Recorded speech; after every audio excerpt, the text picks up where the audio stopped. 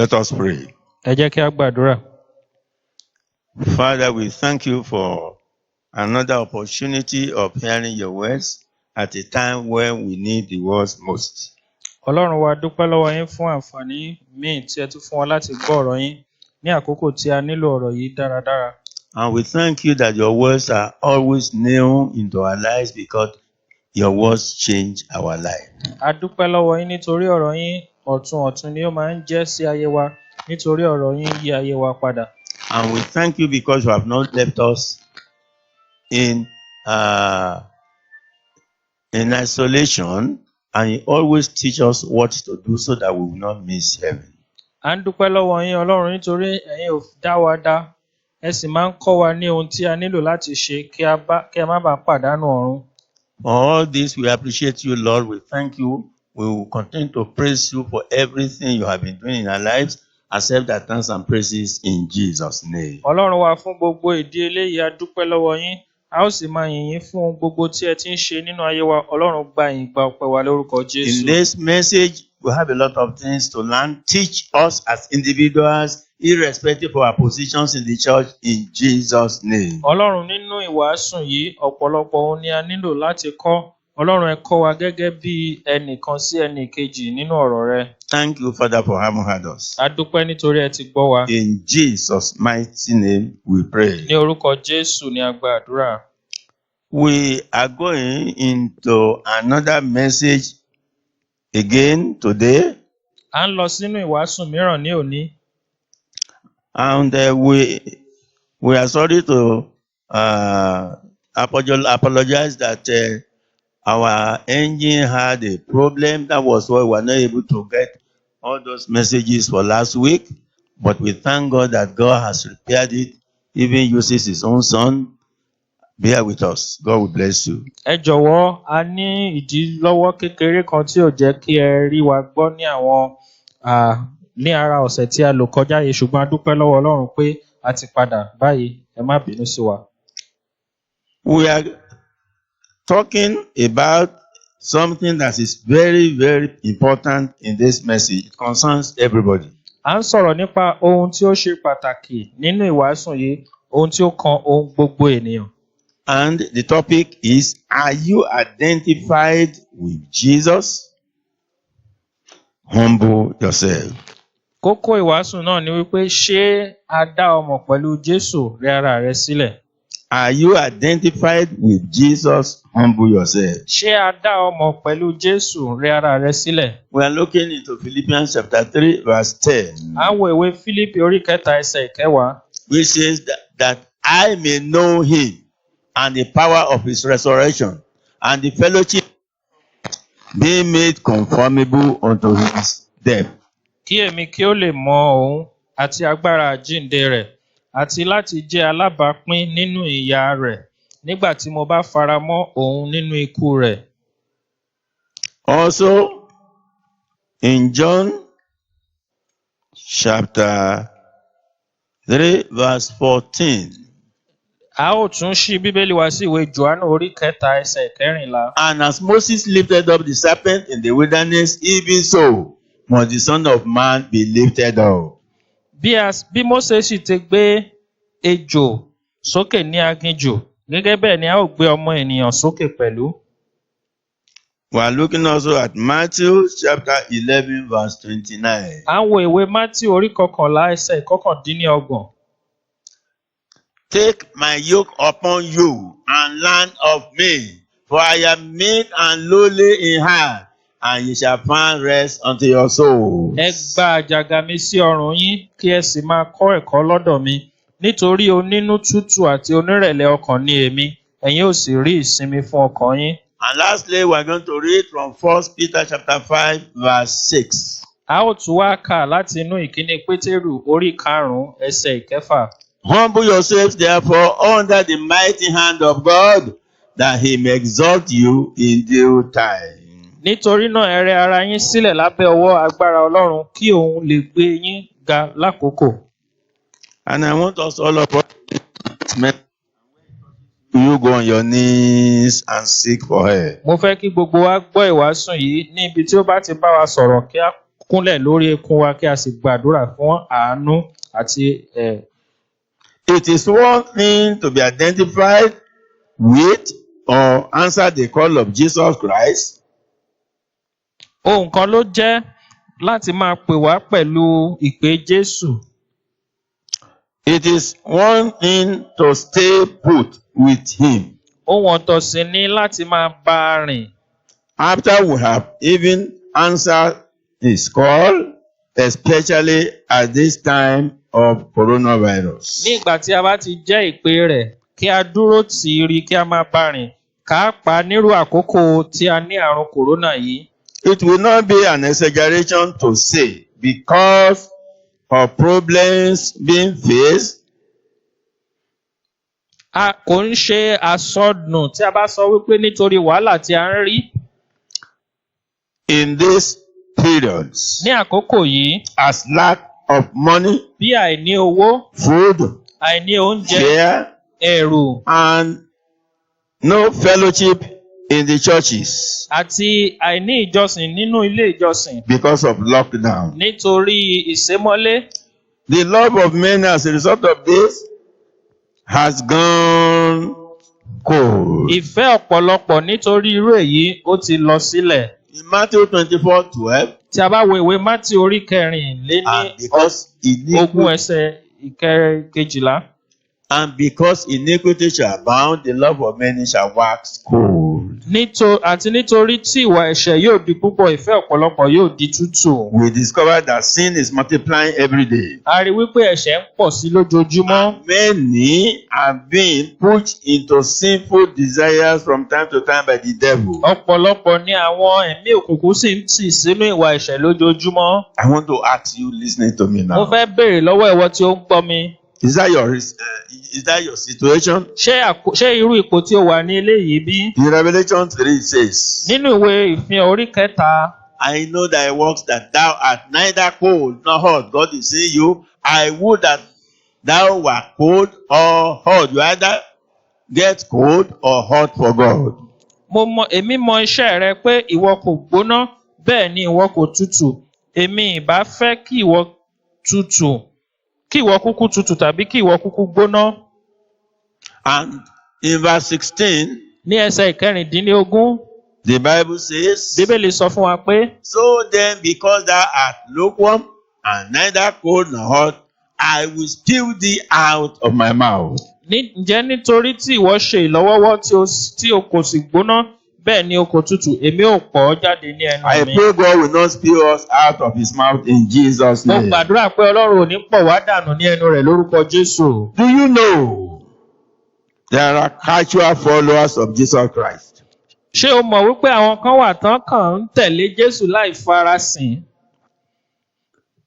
And there are also die-hard followers as well. Àwọn kan sì wà tí wọ́n jẹ́ olùfọkànsìn òótọ́ ti Jésù. I want to ask, which is yours? Mo fẹ́ béèrè irúfẹ́ àtẹ̀lé Jésù ni ọ́. Casual follower or die-hard follower? Ṣé o kàn ń tẹ̀lé Jésù nígbẹ̀fẹ́ ni àbò ń tẹ̀lé tọkàntọkàn?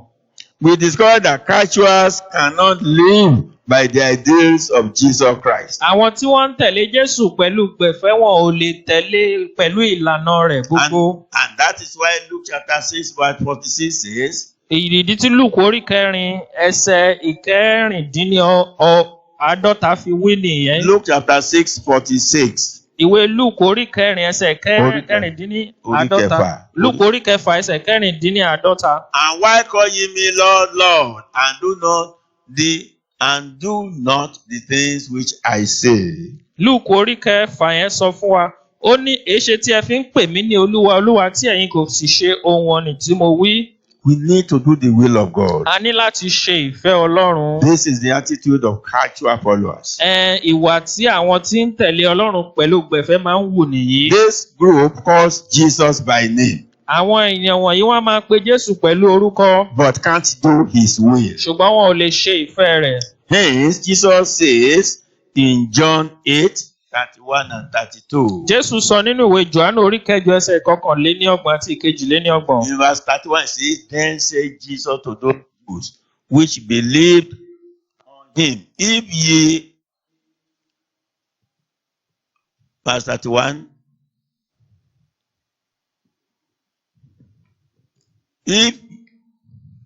if ye, verse 32 says, and ye shall know the truth, and the truth shall make you free. Nítorí náà, Jésù wí fún àwọn Júù tí ó gbà á gbọ́ pé bí ẹ̀yin bá dúró nínú ọ̀rọ̀ mi, nígbà náà ni ẹ̀yin ó jẹ́ ọmọ ẹ̀mí nítòótọ́.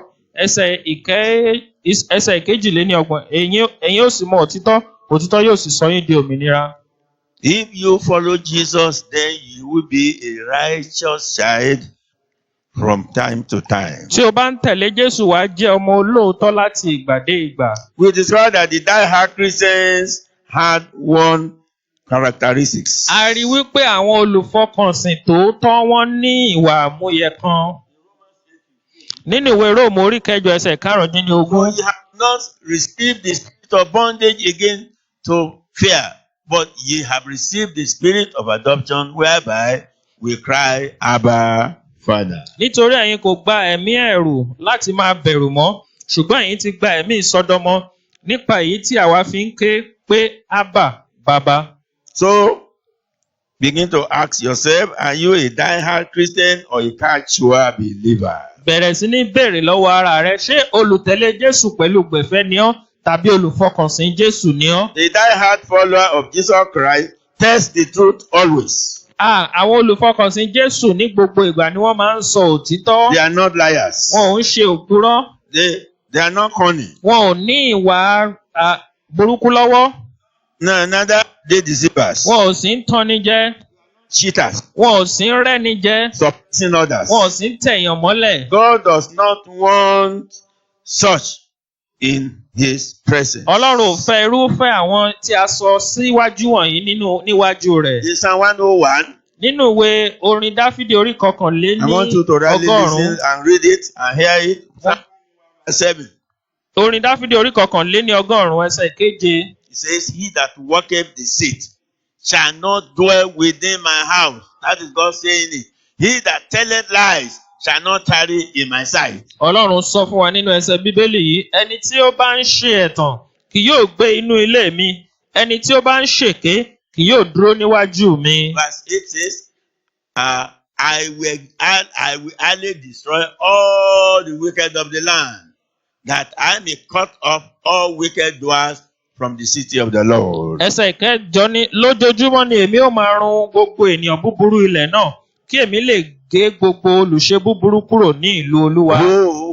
Who are these wicked people? Ta ni àwọn ènìyàn búburú wọ̀nyí? These are liars and people who cannot tell the truth. Àwọn wọ̀nyí ni ẹni tí ó ń purọ́ tí ò lè sọ òtítọ́. But for genuine followers, Ṣùgbọ́n fún àwọn olùfọkànsìn tòótọ́, we see that the Bible say what the Bible says about them. a rí ohun tí Bíbélì sọ nípa wọn. John chapter 9. Nínú ìwé Jòhánù orí kẹsàn-án. Verse 29 says, we know that God spake unto Moses. As for this fellow, we know not from whence he is. Láti ẹsẹ̀ ìkọkàndínlọ́gbọ̀n, àwa mọ̀ pé Ọlọ́run bá Mósè sọ̀rọ̀, ṣùgbọ́n bí ó ṣe ti eléyìí, àwa kò mọ ibi tí ó ti wá.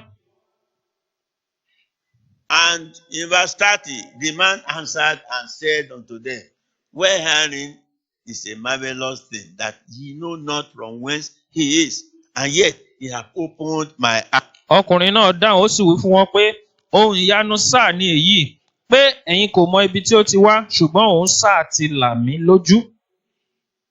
And we discover in verse 31, now we know that God heareth not sinners, but if any man be a worshipper, if any man be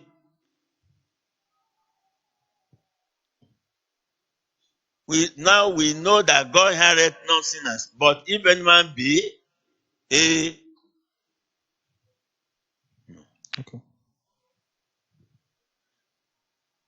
be a worshipper of God and does his will, him he heareth. Since the world began, was it not hard that any man opened the eyes of one that was born blind? Ẹsẹ̀ ìkọkànléníọgbọ̀n àti ẹsẹ̀ ìkejìléníọgbọ̀n. Àwa mọ̀ pé Ọlọ́run kì í gbọ́ ti ẹlẹ́ṣẹ̀, ṣùgbọ́n bí ẹnìkan bá ṣe olùfọkànsìn sí Ọlọ́run, tí ó bá sì ń ṣe ìfẹ́ rẹ̀, òun ni ó ń gbọ́ tirẹ̀ láti ìgbà tí ayé ti ṣẹ̀. a kò tí ì gbọ́ pé ẹnìkan la ojú ẹni tí a bí ní afọ́jú rí. If this man were not of God, he could do nothing. Ẹsẹ̀ kẹtàléníọgbọ̀n, ìbá ṣe pé ọkùnrin yìí kò ti ọ̀dọ̀ Ọlọ́run wá, kì í bá ti lè ṣe ohunkóhun. They answered and said unto him, Thou wast altogether born in sins, and dost thou teach us? And they cast him out. Wọ́n sì dáhùn wá fún un pé nínú ẹ̀ṣẹ̀ ni a bí ọ pátápátá, ìwọ a fẹ́ kọ́ wa bí, wọ́n sì tì í sóde. We discovered that the Jews didn't want to hear about this man because Jesus was a sinner. Àwọn Júù ò tiẹ̀ fẹ́ gbọ́ ọ̀rọ̀ ẹni tí Jésù ti la ojú rẹ̀ yìí nítorí wọ́n rò wípé Jésù ẹlẹ́ṣẹ̀ ni. In Acts chapter 4, verses 13 to 14, Nínú ìwé ìṣe àwọn àpọ́stélì orí 4 ẹsẹ̀ 13 sí 14. now when they saw the boldness of Peter and John and perceived that they were unlearned and ignorant men, they marveled and they took knowledge of them that they had been Jesus. Nígbà tí wọ́n sì kíyèsí ìgboyà Pétérù àti Jòhánù, tí wọ́n sì mọ̀ pé aláìkẹ́kọ̀ọ́ àti òpè ènìyàn ni wọ́n, ẹnu yà wọ́n sì wòye pé wọ́n ti ń bá Jésù gbé. And we discovered, and beholding the man which was healed standing with them, they could say nothing against him. Nígbà tí wọ́n sì wo ọkùnrin náà tí a mú láradá tí ó bá wọn dúró, wọn kò rí nǹkan wí. Genuine followers will always follow every technicality within the scriptures. Ohun tí Bíbélì bá ń sọ nínú ọ̀rọ̀ Ọlọ́run ni àwọn olùfọkànsìn tòótọ́ máa ń tẹ̀lé.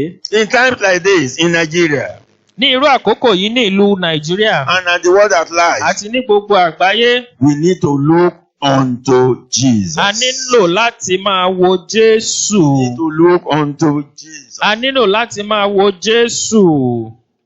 In Hebrews chapter 12, Nínú ìwé Hébérù orí 12, verse 1 says, Wherefore, seeing we also are compassed about with so great a cloud of witnesses, let us lay aside every weight and the sin which doth so easily beset us, and let us run with patience the race that is set before us. nítorí náà bí a ti fi àwọ̀ sánmọ̀ tí ó kún tó báyìí fún àwọn ẹlẹ́rìí yìí wá ká, ẹ jẹ́ kí a pa àwọn ìdíwọ́ gbogbo tì sí apá kan àti ẹ̀ṣẹ̀ tí ó rọrùn láti dì mọ́ wa, kí a máa fi sùúrù súré ìje tí a gbé ka iwájú wa. Looking unto Jesus, verse 2, the author and finisher of our faith, who for the joy that was set before him, and endured the cross, despising the shame, and he sat down at the right hand of the throne of God.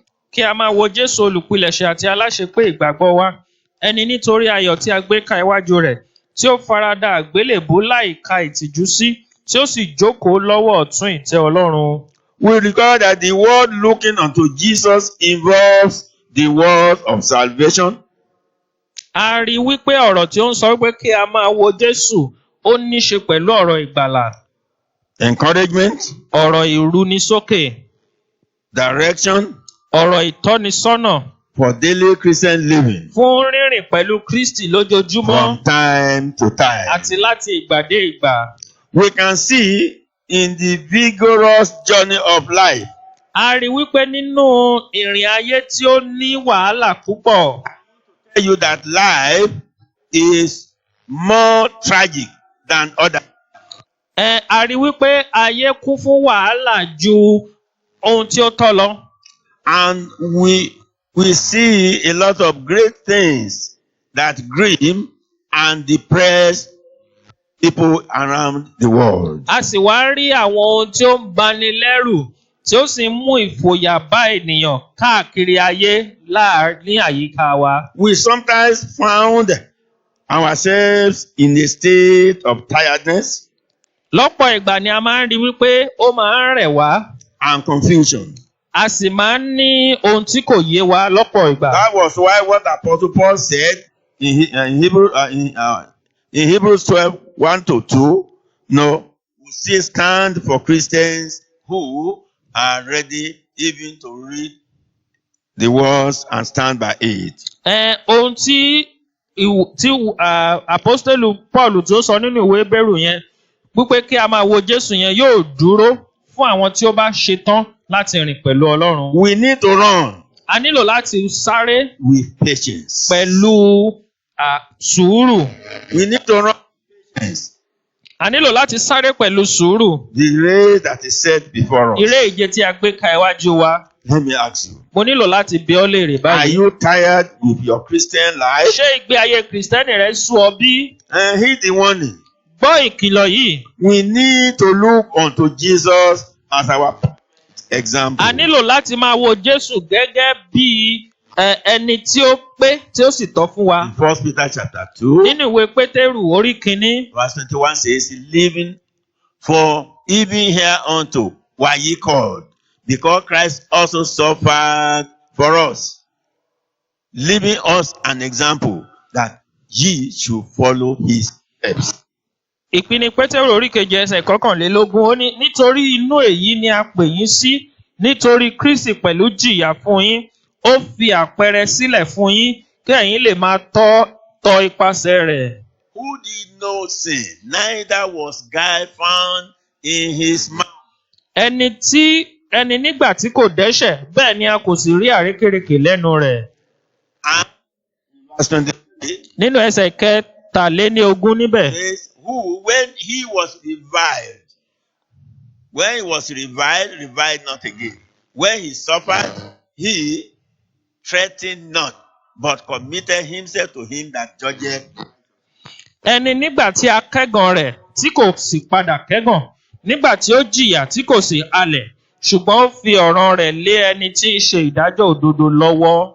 As Christians, Gẹ́gẹ́ bí Kìrìsìtẹ́nì, looking unto other gods for healing and salvation kí a máa wo àwọn ọlọ́run mìíràn fún ìwòsàn àti ìgbàlà and deliverance, àti ìtúsílẹ̀ we bring untold hardship yóò mú ìjìyà tí ó pọ̀ wá and loss. àti òfò. And looking unto great men and women that are successful, Kí a sì tún máa wo àwọn ńlá nínú ayé tí ó lo àlùyọ.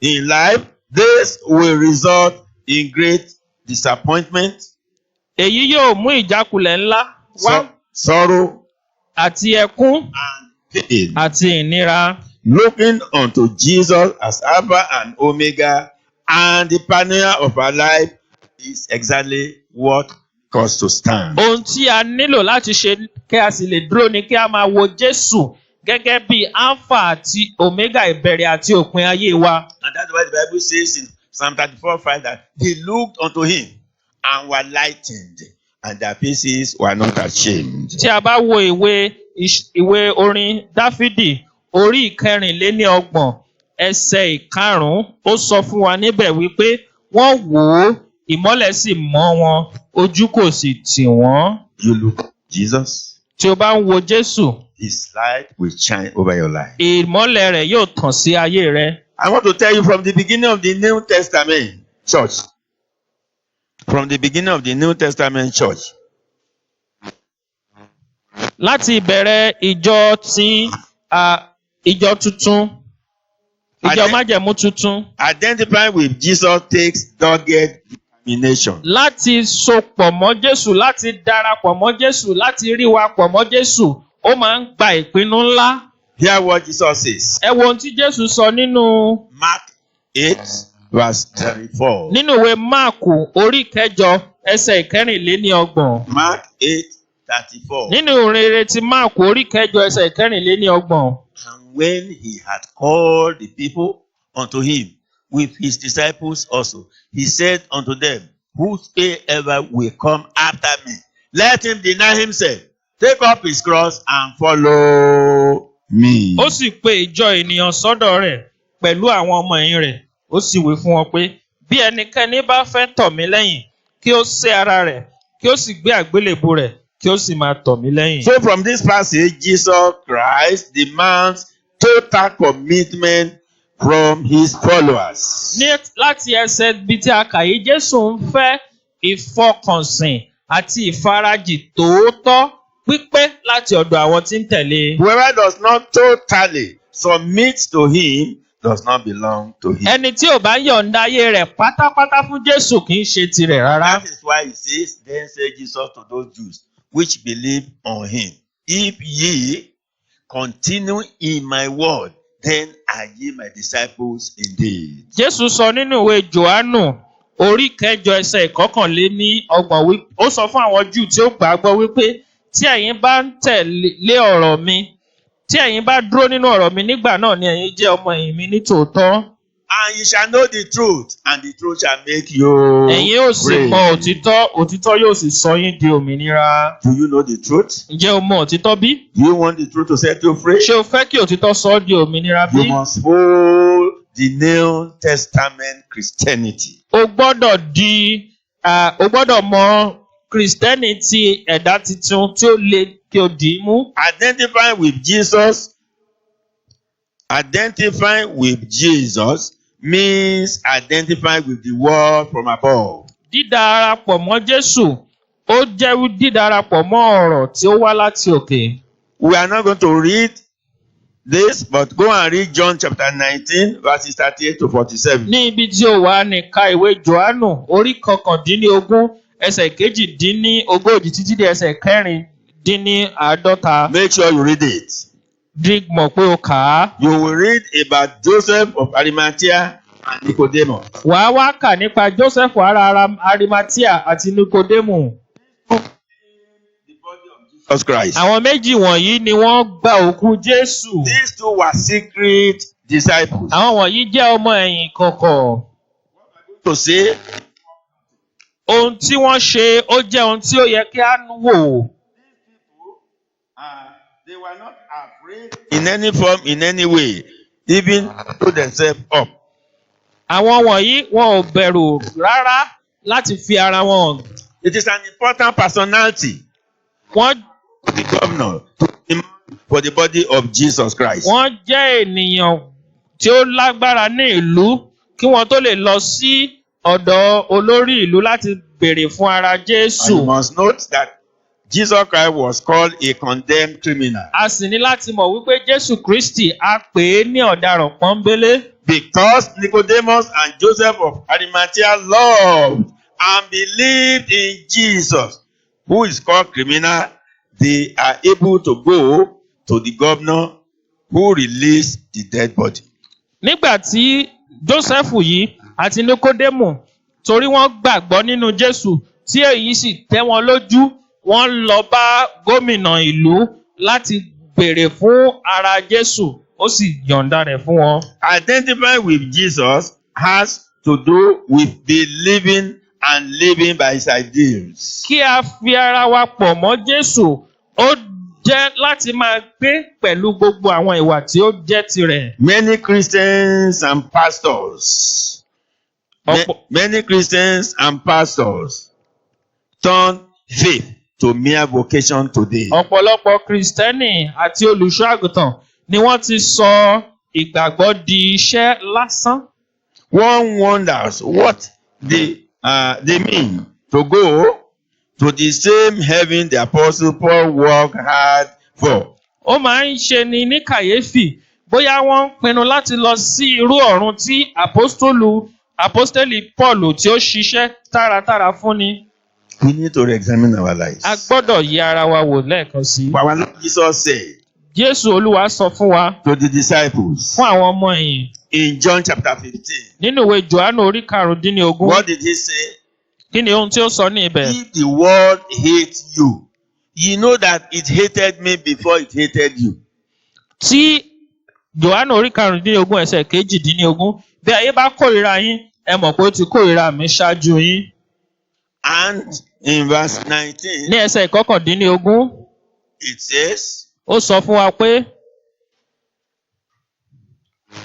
verse 19 of what we are reading. Jòhánù orí 16 ẹsẹ̀ 19. If ye were of the world will love his own. But because you are not of the world, but I have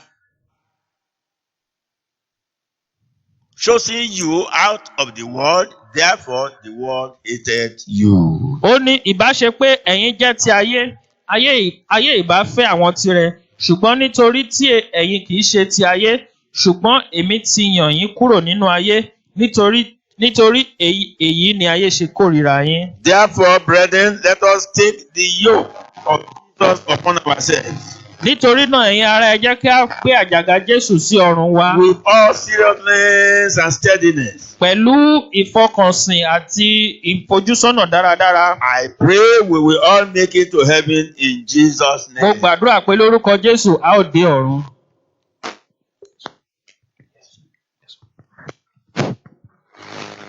Finally, Ní ìparí, if you are identified with Christ, tí a bá dá ọmọ pẹ̀lú Jésù, you must humble yourself. o nílò láti rẹ ara rẹ sílẹ̀. Why? Kí ló dé? Why? Kí ni èrèdí èyí? In Psalm 51, Nínú ìwé orin Dáfídì orí 51. Psalm 51 verse 17, Orin Dáfídì orí 51 ẹsẹ̀ 17. the sacrifices of God are a broken spirit, a broken and a contrite heart. O God, thou will not despise. Ẹbọ Ọlọ́run ni ìròbìnújẹ́ ọkàn, ìròbìnújẹ́ àti ìrora àyà Ọlọ́run òun ni ìwọ kì yóò gàn. If you have long been converted and you have been serving God, or perhaps you are just converted, listen to what I'm going to say right now. Tí ó bá jẹ́ wípé o ti di ẹni àtúnbí tí o sì ti ń sin Ọlọ́run fún ọ̀pọ̀lọpọ̀ ìgbà, tàbí o ṣẹ̀ṣẹ̀ dé ọmọ Ọlọ́run ní jọ̀wọ́ tẹ́tí sí ohun tí mo fẹ́ sọ yìí. One way to commit spiritual suicide is to believe that you are a giant in the Christian faith. Ọ̀nà láti kú ikú ẹ̀mí kíákíá ní kí o gbàgbọ́ wípé mo jẹ́ alágbára nínú Let me Ọlọ́run. repeat it again. Jẹ́ kí n tún One sọ. way to commit spiritual suicide is to believe you are a giant in the Christian faith. Ọ̀nà láti kú ikú ẹ̀mí kíákíá ni kí o gbàgbọ́ pé o jẹ́ alágbára nínú Let me Ọlọ́run. tell you, Mo nílò láti sọ fún there ọ. is no giant in the Christian faith. Kò sí jagunjagun kan àbí Giant. akíkanjú nínú Uh-huh. ìsìn Ọlọ́run. No giant in the Christian faith. Kò sí akíkanjú nínú ìsìn Ọlọ́run. Why? Nítorí kí ni? Because the Bible says, Nítorí Bíbélì wípé man's righteousness is a filthy rag in the presence of God. òdodo ènìyàn àkísà ẹlẹ́gbin ni níwájú Ọlọ́run. Because God is a holy God. Nítorí Ọlọ́run wá jẹ́ Ọlọ́run tí ó Isaiah 64 verse 6. nínú ìwé Àìsáyà orí 54 ẹsẹ̀ 6. For we are all as an unclean thing, and all our righteousnesses are as filthy rags, and we all do fade as a leaf, and our iniquities like the wind have taken us away. Gbogbo wa sì dàbí ohun àìmọ́. Gbogbo òdodo wa sì dàbí àkísà ẹlẹ́gbin.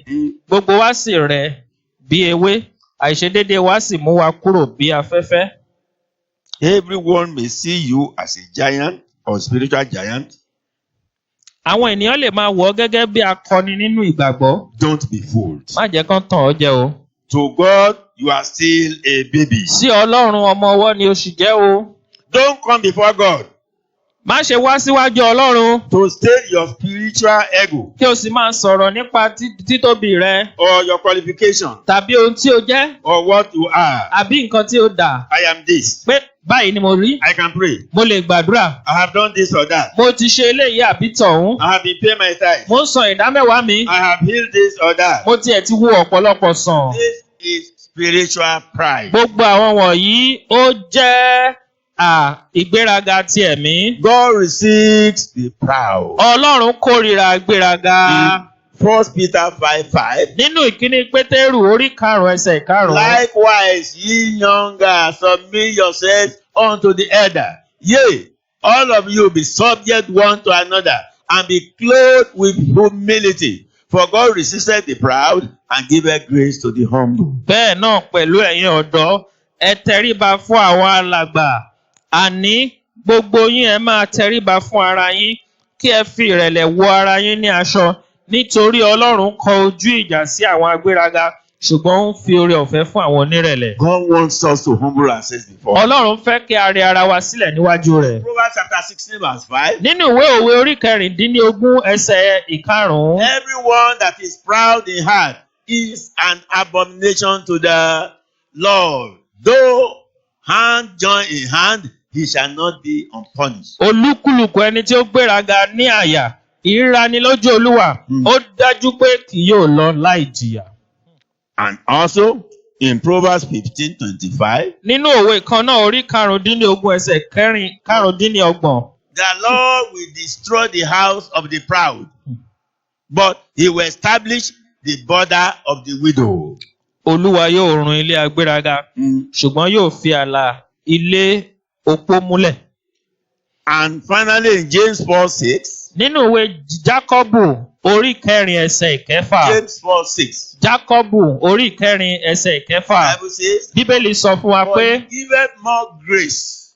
Wherefore he said, God resisted the proud, but giveth grace unto the humble." ṣùgbọ́n ó fún un ní oore ọ̀fẹ́ sí i. Nítorí náà ó ṣe wípé Ọlọ́run kọ ojú ìjà sí àwọn agbéraga, ṣùgbọ́n ó fi oore ọ̀fẹ́ fún àwọn onírẹ̀lẹ̀ ọkàn. As we are going to the end of this message, Bí a ṣe ń lọ sí ìparí ìwàásù yìí, please listen to the little words that remain. jọ̀wọ́ gbọ́ àwọn ọ̀rọ̀ tí ó kù wọ̀nyí. At any time you come to the presence of God, Ní ìgbàkúgbà tí o bá wá síwájú Ọlọ́run, ask for mercy. béèrè fún àánú. Ask for mercy. Béèrè fún àánú. Ask for mercy. Béèrè fún àánú. Because you are still owing him something that you have not done. Nítorí ó ń jẹ Ọlọ́run ní gbèsè kan tí ò tí ì san. Have mercy on me for not doing this or that. Ṣàánú fún mi nítorí mi ò ṣe ohun kan tí ó yẹ kí n ṣe. Even to obey you fully. Nítorí mi ò tí ì gbọ́ràn tó Ọlọ́run. Have you been obeying God fully? Ṣé o ti ń gbọ́ràn sí Ọlọ́run ní gbogbo ọ̀nà bí? When you do this, God will respond quickly to your prayer. Tí o bá tẹ̀lé Ọlọ́run tí o wá síwájú rẹ̀ nínú àánú yóò gbọ́ àdúrà rẹ ní kíákíá. In Luke 18, Nínú ìwé Lúùkù orí kẹrìndínlógún verse 9, ẹsẹ̀ ìkẹsàn-án. and he spake this parable unto certain which trusted in themselves that they were righteous and despised others. Ó sì sọ òwe yìí fún àwọn kan tí wọ́n gbàgbọ́. Lúùkù orí kẹrìndínlógún ẹsẹ̀ ìkẹsàn-án. Ó sì pa òwe yìí fún àwọn kan tí wọ́n gbẹ́kẹ̀lé ara wọn pé àwọn ní òdodo tí wọ́n sì ń gan àwọn ẹlòmíràn. In this Luke 18, verse 10 says, two men went up into the temple to pray, the one a Pharisee and the other a publican. Pé àwọn ọkùnrin méjì gòkè lọ sí tẹ́ḿpìlì láti gbàdúrà.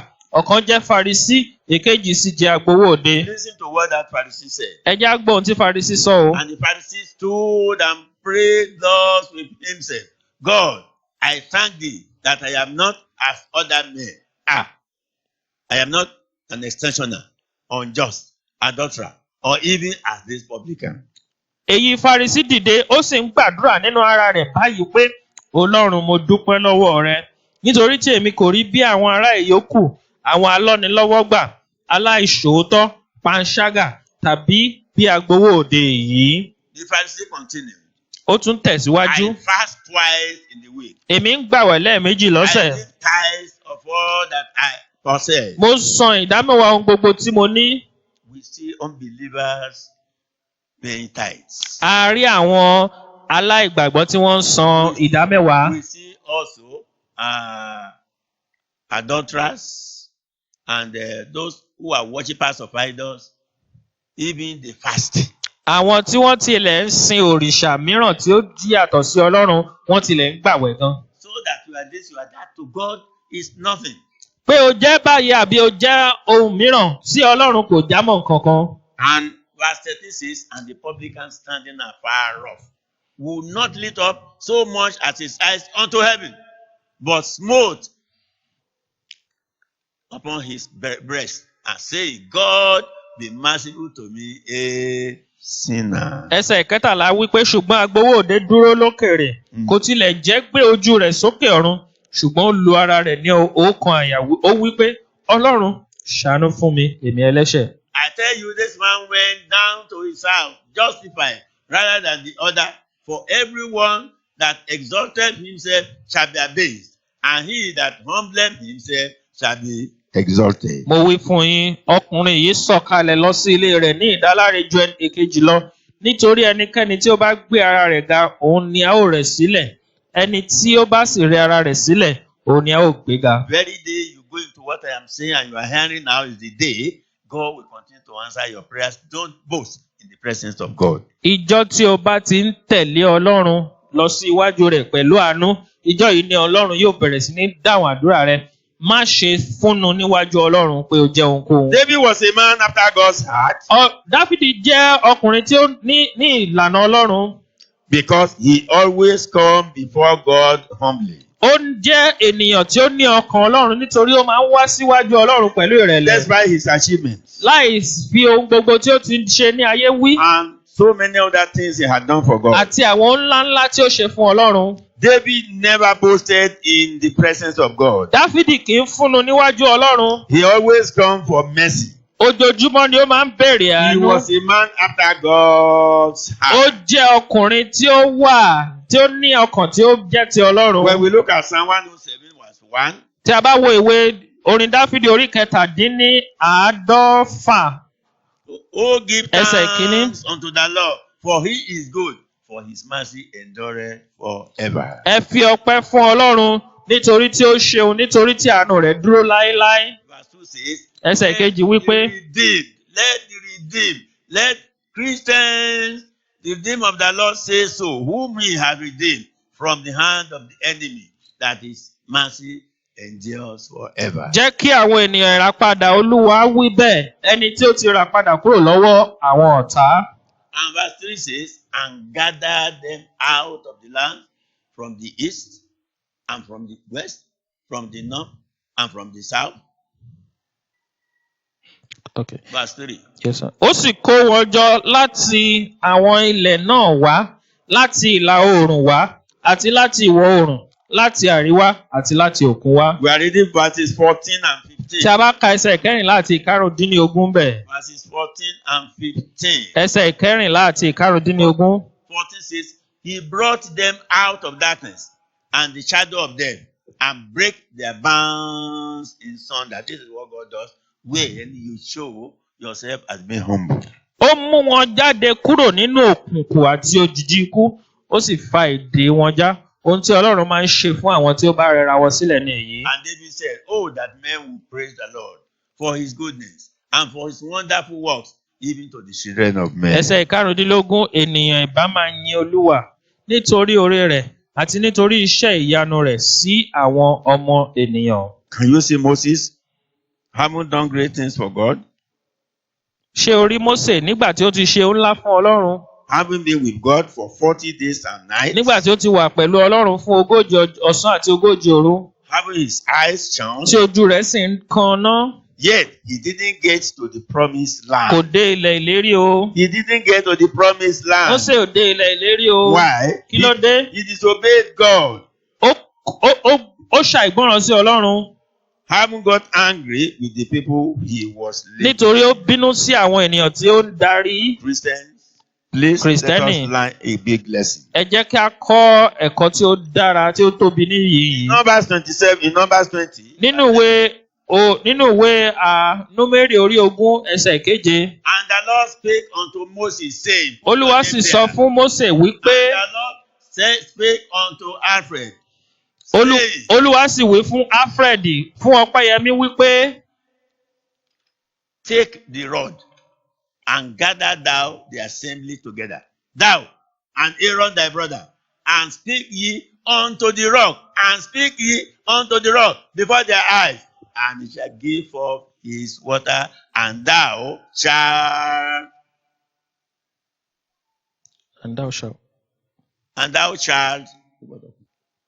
bring forth to them water out of the rock, so thou shalt give the congregation and their beasts drink.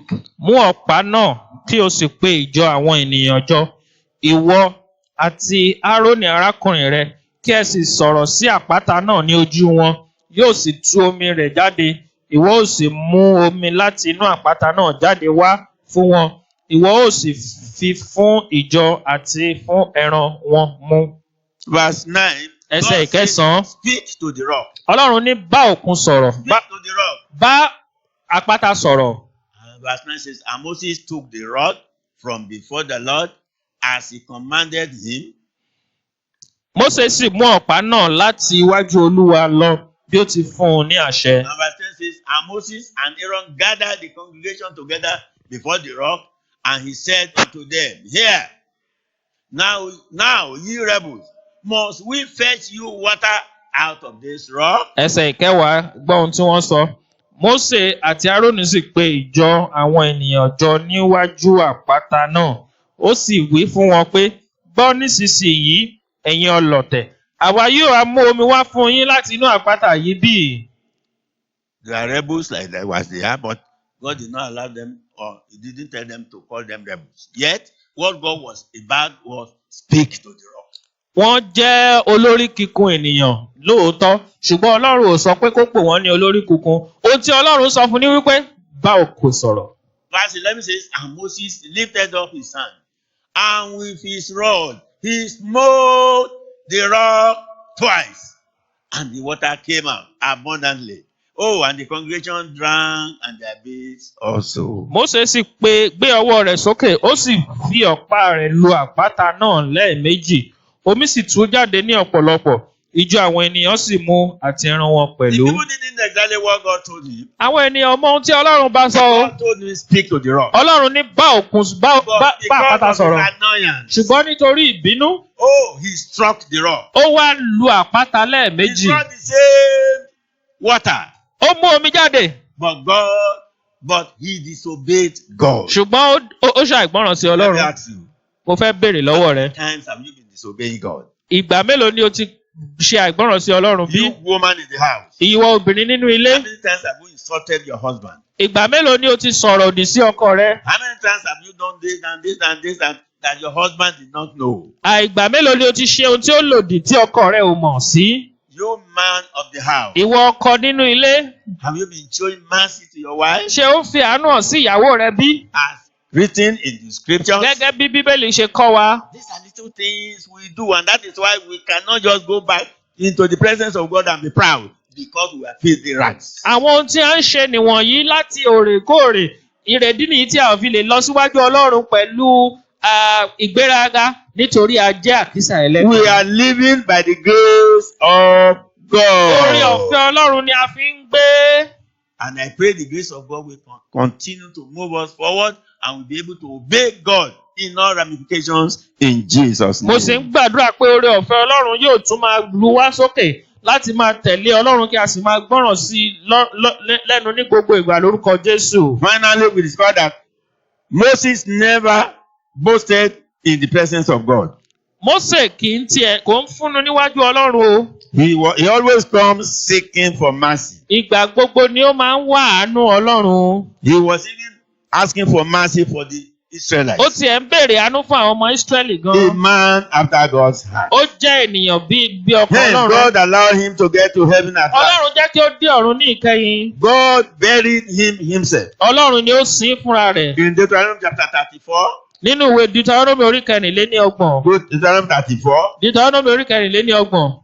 Verses 4 to 6. Láti ẹsẹ̀ ìkẹrin sí ìkẹfà. We will see how God buried him. And the Lord said unto him, this is the land which I swear unto Abraham, unto Isaac, and unto Jacob, saying, I will give it unto thy seed. I have caused thee to see it with thy eyes, but thou shalt not go over thither. He struck the rock instead of speaking to the rock. Nínú ìwé Deuteronomy tí orí kẹrìnléníọgbọ̀n yẹn, Olúwa sì wí fún un pé, èyí ni ilẹ̀ tí mo búra fún Ábúráhámù, fún Ísákì àti fún Jákọ́bù wípé, èmi ò fi fún irú ọmọ rẹ̀, èmi ò mú ọ fi ojú rẹ̀ rí ṣùgbọ́n ìwọ kì yóò rí kọjá lọ síbẹ̀ nítorí ó lu àpáta.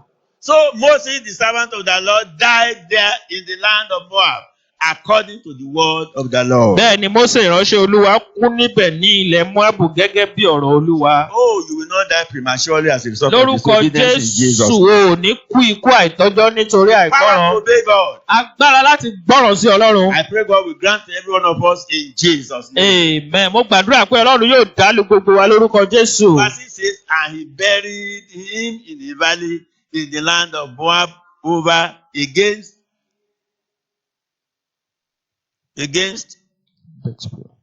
Bethel. But no man knoweth of his sepulchre unto this day. Ó sì sin ní ẹnu àfonífojì ní ilẹ̀ Móábù tí ó kọjú sí Beth-peori, ṣùgbọ́n kò sí ẹnìkan tí ó mọ ibojì rẹ̀ títí di òní olónìí. If there had been anybody that had ever received any greatest honor in life, it was Moses. Tí a bá rí ẹnikẹ́ni tí ó gba ọlá tí ó ga jù ní ayé yìí Mósè ní. Because God buried him. Nítorí Ọlọ́run fúnra rẹ̀ ni ó God sìn. buried him. Ọlọ́run fúnra rẹ̀ ni ó sìn. And that was why the devil cannot say anything about his death. Èrèdí nìyí tí èṣù ò fi lè sọ ohunkóhun nípa ikú rẹ̀. In Jude 1:9. Nínú ìwé Júdà orí kan ẹsẹ̀ kẹsàn-án. Jude 1:9. Nínú ìwé Júdà ẹsẹ̀ kẹsàn-án. We will see exactly what the devil wanted to do. A ó rí ohun tí èṣù fẹ́ ṣe níbẹ̀. Jude 1:9.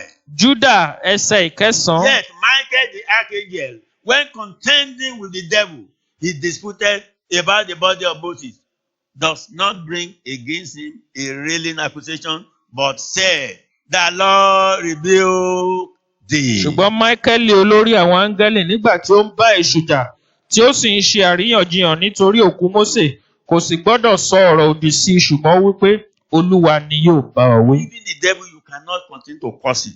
O ò lè fi Sátánì gẹ̀gàn. Let's take example from the scripture. Ẹ jẹ́ kí a wo kí a kọ́ àkọ́ nínú Bíbélì. And when we do that, Nígbà tí a bá ń ṣe èyí, oh, God will honor us. Ọlọ́run yóò fún wa fi ọlá fún wa. Today, Moses is in heaven Mósè wà ní ọ̀run lónìí. because of what the archangel said. God rebuke you. Nítorí ohun tí Míkẹ́lì olórí àwọn áńgẹ́lì sọ pé Ọlọ́run bá Sátánì wí. The devil was also an archangel, Sátánì jẹ́ olórí áńgẹ́lì tẹ́lẹ̀. and Michael was an archangel. Máíkẹ́lì jẹ́ olórí àwọn áńgẹ́lì náà. Not that he was respecting him for what he had done, but he showed the mercy of God and showed exactly what we need to do as an example. Ó kì í ṣe pé ó ń bọ̀wọ̀ fún un, ṣùgbọ́n ó ń bọ̀wọ̀ fún un, ó ń fi àánú Ọlọ́run hàn, ó sì ń fi ohun tí ó yẹ kí a máa ṣe. I pray God will help us all in Jesus' Mo name. gbàdúrà pé Ọlọ́run yóò ràn wá lọ́wọ́ lórúkọ Jésù. So Moses did great things. He didn't get even to the promised land. Pé Mósè ṣe ọ̀pọ̀lọpọ̀ ohun ńláńlá kò dé ọ̀run, kò But dé ilẹ̀ he ìlérí. got to the promised land of heaven. Ṣùgbọ́n ó dé ìlú Ọlọ́run lókè. It is only those who remain babies in the hands of God.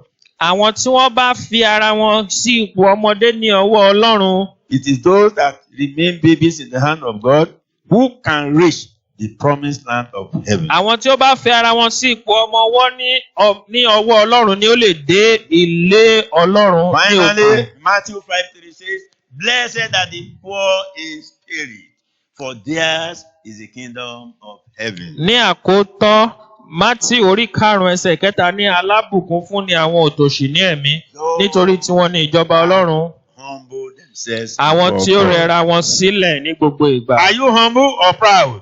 Ṣé o rẹ ara rẹ sílẹ̀ àbí o jẹ́ In spirit. nínú ẹ̀mí?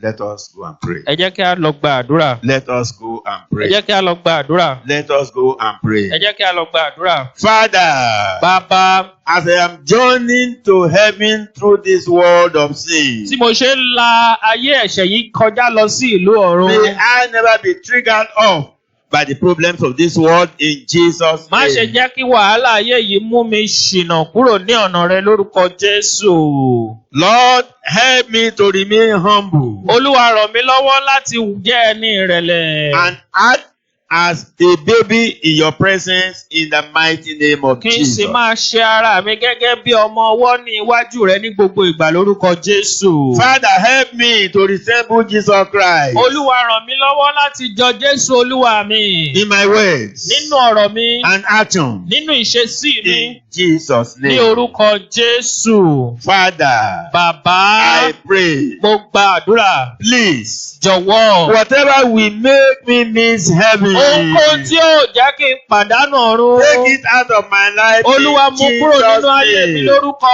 Jésù. And finally, Ní ìparí, Lord, Olúwa, scrutinize my life. jọ̀wọ́ yẹ ayé mi wò dáradára. Anything Ohunkóhun that will make me to fall tí yóò jẹ́ kí n kùnà, into the hands of the devil, kí n kùnà kí n ṣubú sí ọwọ́ Sátánì. remove it from my life in the Olúwa name mú of kúrò nínú Jesus. ayé mi lórúkọ Jésù. In Jesus' mighty name we pray. Ní orúkọ Jésù ni a gba àdúrà. So, Father Lord, we thank you for this message. Ọlọ́run wa dúpẹ́ fún ìwàásù yìí. Clothe us with humility. Olúwa jọ̀wọ́ wọ̀ wá ní aṣọ ìrẹ̀lẹ̀. Examine us to live a holy life from time to time in the name of Jesus. Ọlọ́run yẹ̀ wá wò kí o sì ràn wá lọ́wọ́ láti máa gbé ìgbé ayé mímọ́ nígbà the dé spirit ìgbà. of obedience. Ẹ̀mí ìgbọ́ràn Ọlọ́run wa. The spirit of obedience. Ẹ̀mí ìgbọ́ràn Ọlọ́run wa Do this.